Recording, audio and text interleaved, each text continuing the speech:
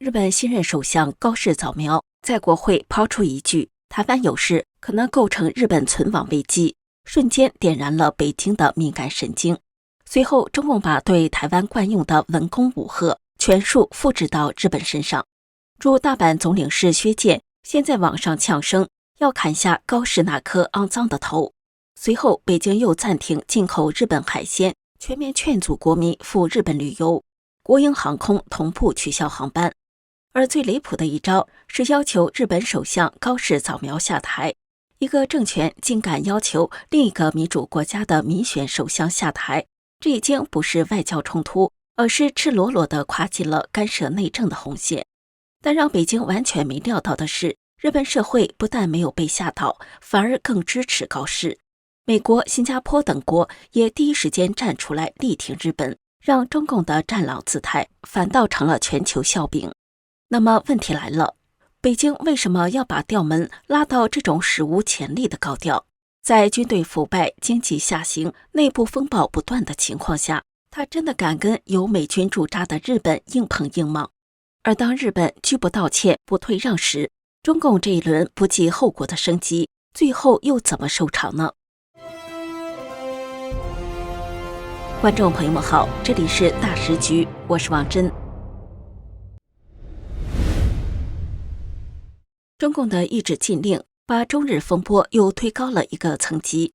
11月19号，日本共同社和日经新闻引述政府高层消息说，中共当天上午正式通知日方暂停进口日本水产品，理由是评估福岛第一核电厂储存的处理水监测结果。但不论是日本政府内部还是国际媒体的第一时间评估，都很清楚这不是核处理废水问题的延续，而是冲着高市早苗在国会提出的存立危机事态而来。讽刺的是，就在本月初，中共才刚刚局部恢复日本部分地区水产品的进口，和处理水的争议看似暂告一段落，双方关系也出现过小幅暖和的曙光。没想到中共的政策又烙了一次大饼，没几天又再次反转了。在水产品之后，中共又把原本只是猛力宣传、不断恐吓的赴日旅游警告，直接升级成了带有强制色彩的行政风度。他们先是在官媒上连番猛轰，不断放大所谓的在日中国人的安全风险，但这样空洞的宣传似乎效果不大。中国游客照样在东京北海道逛街、泡温泉、排队买药妆、拍打卡照，一切如常。近日，中共将原本的口头威吓突然变成带有强制性的行政风度。11月中旬开始，多家国有企业员工接到电话，原本早就批下来的赴日休假，主管突然要求一律取消。湖北武汉某国企工程师10月就拿到批准，订好11月底飞大阪的机票和饭店。18号公司行政却通知他情况有变，行程不能成行。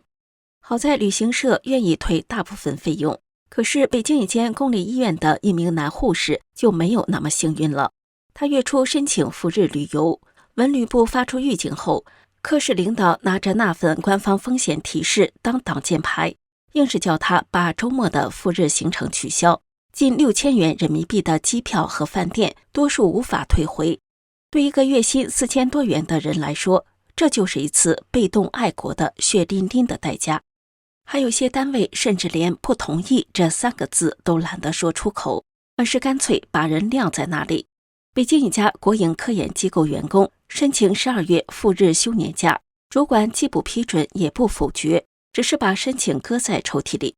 按照他的说法，不说禁止，但就是不签字，等于告诉你别想去了。与此同时，航空公司也成为政治工具的一部分。从11月15号起，国航、东航、南航等10多家航司同步启动特殊退改政策，宣布年底前飞往日本的机票可以免手续费退票或改签。据路媒报道，自政策启动以来，出现了超过49万张赴日机票被取消的退票潮，是疫情结束至今从未见过的规模。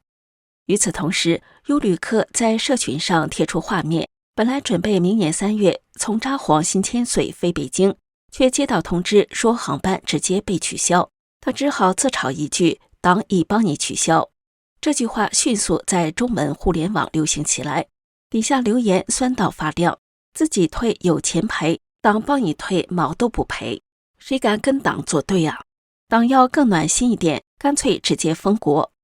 一些人即使勉强保住了机票，也逃不过层层劝退。有人在 X 上分享，朋友订了飞日本的航班，连续接到航空公司好几通电话，对方一再追问有没有非去不可的理由，语气之坚持完全不像服务业，更像政治审查。还有人在浦东南京路口香港机场被海关拦下，专挑准备去日本的人盘问做什么工作，为什么要去哪个城市，住多久等等，最后还得走人工通道再被关照一遍。如果说之前那一波少去日本注意安全还勉强可以算是舆论操作，那么现在这一轮已经变成实打实的行政干预，公司不让你去，航空公司帮你退，海关把你拦在登机口之前。在官方的话术里，这叫维护国民安全。在很多被迫取消旅程、白白损失积蓄的普通人眼里，真实感受只有一句：为了替党出气，我的假期、我的钱包先被牺牲了。文攻经济牌还不够，北京很快又把手伸向了军事层面。继17号，中共已在黄海中部部分海域进行3天实弹射击，18号又再加码，宣布军演延长至25号，明天上午8点到下午6点，在黄海南部新增区域继续实弹演训。根据公告区域坐标，新增演习海域位于江苏连云港东北外海约30公里处，距离日本最近离岛约870公里，距九州本岛也仅约900至1000公里，对东京施压意味浓厚。文攻谩骂威胁到极致，经济牌从旅游打到水产品，武赫则把实弹军演一路压到贴近日本门口。中共想用这3板斧吓退日本，结果却一步步在证明一件事：高士说的那句存亡危机事态恐怕并不是夸张，而是正在逐步成型的现实。接下来插入一段工商时间，一位朋友说旅途中睡不着，凌晨2、3点才昏昏入睡，吃了红海参之后，当天晚上头一沾上枕头就睡着了。另一位说出门在外认床睡不好，但吃了1条红海参凝胶，那天晚上睡得很沉。这个产品是用当地海女亲自下海采到的珍稀红海参做成，配方就是90%深海野生红海参加10%韩国红参，再加纯天然蓝米原液，透过专利发酵做成果冻口感的口服凝胶，清爽不腥，还带点果香。红海参本身含有18种氨基酸、天然胶原和活性钙，不仅能促进细胞修复、延缓老化，还能补钙造血、改善气色，对气血虚弱、高血压、肝功能差或免疫力低下的人都很有帮助，非常适合长辈、成长期的孩子、加班族等，而且一盒30支，带着走超方便。早上空腹或者是运动后，随手拆开就能吃，冰过之后吃起来口感更特别。我建议趁现在还有货赶快下单，不然真的缺货就要等很久。我朋友怕断货，干脆一次囤了10盒。点击描述栏的购买链接，输入优惠码大10局就可以享受85折。中国大陆2盒起卖，4盒包邮，购满$70美国本土包邮，满260加币加拿大包邮。黑色星期五购物活动期间，只要在蓝莓上购买，美国地区凡单笔消费满额再享加码好礼，满$450送黑参1根，满$700送黑参2根，满$1000送黑参原精1瓶，数量有限，送完为止。好，我们再回到正题。然而，北京以为3板斧能把日本压得喘不过气，现实却完全相反。随着中共对日本的施压逐步升级，国际间最先反弹的就是美国。10月18号，美国驻日大使拉姆伊曼纽尔公开发文，点名批评北京此轮报复完全不像一个负责任的大国，并罕见以强硬语气回击：你不买日本海鲜没关系，我们美国买。这还不是一句玩笑，而是美国第一次在日本遭遇中国经济打压时，直接站上前线，对准北京开火。美国大使的发言迅速登上日本各大电视台，也立刻强力安抚了日本舆论。至少在这场风暴中，日本不是孤身一人。紧接着，新加坡总理黄循财19号出席彭博新经济论坛时，也公开力挺日本，表示新加坡及其他东南亚国家支持日本在区域内扮演更重要角色，包括安全前线，以促进更大的稳定。在东南亚领导人中，新加坡的外交语言一向谨慎，这次却罕见释放明确信号，显示连中立的东南亚都认为中共这次确实玩过头了。就在国际社会开始倒向日本时，日本国内民意也出现了戏剧性的变化，中共越怒，日本越挺高市。日本 NHK 与产经新闻最新民调显示，高市早苗的支持度在争议之后反而大幅上升，冲上 69% 左右，反对率同步下降。尤其值得注意的是，30岁以下的年轻族群对高市的支持度比年长世代更高，他们普遍认为日本应该更堂堂正正地表达国家利益，而高市的发言反而让他们第一次感到我们国家并不是只能被动挨打。也就是说，中共以为民族主义可以压迫日本，却反过来推高了日本自己的民族自信。北京原本想让高市早苗道歉低头，甚至逼他下台，结果却在日本国内制造了一个完全相反的效果。高市早苗不仅没有被打垮，反而因为这场外交冲突更受欢迎。一句话总结，中共以为自己在教训日本，没想到最后却变成了高市早苗的最佳助选员。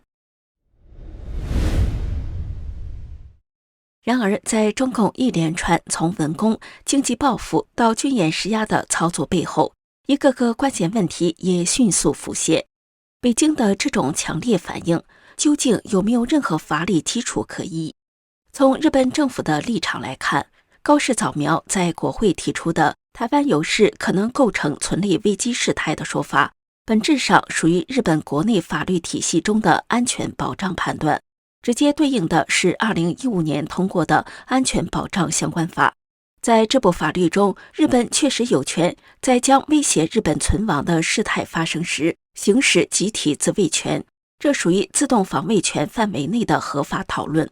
台湾离日本有多近？最近的与那国岛与台湾只有110公里。台海若爆发战事，不管日本愿不愿意，都会直接冲击到日本领土、日本领海与日本空域。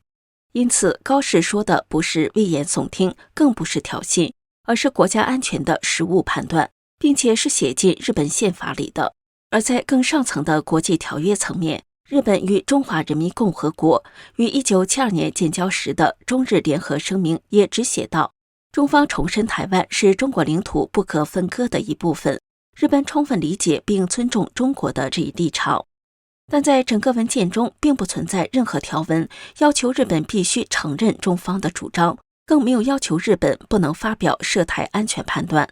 日本学界长期对此有一致解释，日本只是理解中国的主张，并没有接受，也没有承诺跟随。换言之，高市早苗谈论台海情势对日本安全的影响，不仅是日本国内的政治判断，更是日本在既有条约下的合法空间，并不存在所谓违反建交文件的问题。也正因如此，国际媒体普遍质疑，中共此次要求日本撤回言论，甚至进一步要求高市早苗下台，本质上完全超出了外交范畴，属于赤裸裸的内政干涉。但在北京的叙事里，这些以核心利益、内政问题为名的指控，却始终绕不开一个事实：中共从未能在国际法或双边条约中找到可以要求日本晋升的依据。也就是说，北京今天把调门升到如此高度，更多是出于政治动员，而不是法律依据。更吊诡的是，北京一急就喜欢搬出开罗宣言当挡箭牌。16号，中共在人民日报刊文，搬出开罗宣言，强调琉球也到可在意的时候了。但真正读过的人都知道，开罗宣言要求日本归还台湾给中华民国，也就是现在在台湾的政府。文件里从头到尾没有出现中华人民共和国的字样。如果真要按照开罗宣言走，台湾的主权更不可能归北京，而应该是归属于中华民国。中华民国至今仍然存在，仍然在实际统治着台湾，这是全世界都看得到的事实。因此，无论从国际法、历史文件或日本国内法来看，高市早苗的说法都站得住脚。相反的，中共这连串抗议、谴责、威胁、制裁都是政治操作，在法律上站不住脚，就改用民族主义较真；在历史上都不拢，就改用外交为弊。尽管中共用尽了各种手段挑衅施压，但是日本的态度很明确，不会道歉，也不会撤回。从11月17号至20号，日本政府在国会记者会上连续3次强调，高市所说的存亡危机事态完全符合日本现行安保法制。日本没有任何理由向北京解释，更不可能按照中方的要求道歉辞职。而且中共的一系列战狼操作也激发了日本民众的民族主义，进一步催高了高市早苗的支持率。美国公开力挺，新加坡暗示支持，日本国内支持率一路上升，这一切把中共逼到了一个极其尴尬的位置。因为这一轮宣示性极强的施压行动是北京主动升温、主动扩散、主动把话说死的。现在东京不退，华盛顿、东南亚不退，中共国内的民族主义情绪又被官方推到了高点。打又打不得，因为投鼠忌器，日本还有美国同盟，美军就常年驻扎在日本，退的话又怎么面对国内日益推高的民族情绪？面子、里子、实质、后果全部纠缠在一起。观众朋友，您认为中共这次会怎么收场呢？从整个事件回头看，中共对日本的强硬反应并不是单纯的外交情绪，它更像是一场溢出效应，直接反射了北京近年针对台湾所形成的一套新战略，文宣、舆论、心理战、灰色地带施压同时并用。华尔街日报在新近刊出的长文《沉默的荣耀》中，把这种复合式攻势描述为北京对台湾准备的 A、B 两套计划。A 计划是不开战仗，靠文宣恐吓、心理压迫与外交孤立； B 计划则是必要时启动的军事接管。日本正是这两套计划的外溢受害者，因为中共真正的目标并不是东京，而是台北。《沉默的荣耀》是中共央视播放的一部新历史剧，颂扬了中共特工在台活动的故事。华尔街日报表示，中共近年逐步加强对台湾的文化控制与叙事渗透，从拍摄主旋律剧、重塑战史、重新包装统一话术，到透过网军与代理媒体在社群平台制造悲观、恐慌与不值得抵抗的讯息，所有手段都围绕一个核心主轴，让台湾在心理上先投降。这是中共在不打第一枪情境下的 A 计划。而灰色地带的军事逼迫，包括海空军绕台、侵犯海域的常态化，以及近期在黄海延长的实弹演习，则是他与 A 计划同步运作的 B 计划准备。华尔街日报指出，北京已经在尝试让军事压力成为日常噪音，以便在未来突然升级时不至于引发过度警觉。这次对日本的施压很明显属于副产品。高市早苗讲了一句存亡危机事态，本来只是日本内部的安全政策讨论，但北京却第一时间以最高调门回击，外交口上升级，官媒密集喊话，经济与旅游手段接连祭出，军演向日本方向推进。这种反应不像是对外国的外交反制，反而更像是在给台湾看，只要谁敢触碰北京的虚实框架，不论是台湾、日本还是其他国家，中共都会用同一套文攻加武吓的方式压回去。也因此，这场中日冲突呈现的并不是传统外交摩擦，而是北京整体对台策略的外放讯号。若把这些动作重新排列，就会发现他们与近年对台施压的方式几乎完全一致。先用舆论与官媒制造巨大声量，再以旅游、经济或民间交流作为杠杆，最后由解放军透过军演与灰色地带施压收尾。这是标准的不流血冲突模式，也是《华尔街日报》所说的北京同时准备不开战 B 项的 A 计划，以及一旦情势失控便启动的 B 计划。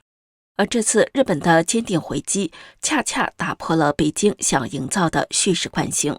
中共本以为这是一场可以轻易压下去的外交冲突，但高市早苗没有退让，美国与新加坡反而公开站队日本，东京社会的支持度也因为北京的威胁而大幅提升。这等于让北京的笔杆子、枪杆子同时失效，也逼得他在国内外面前露出策略上的破绽。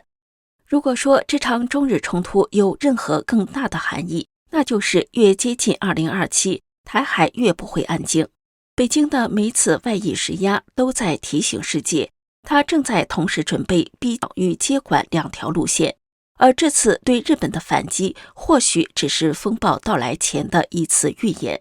这里是大时局，感谢您的陪伴与思考，请订阅、分享并打开小铃铛，一起在动荡中坚守真相，在黑暗中点燃希望。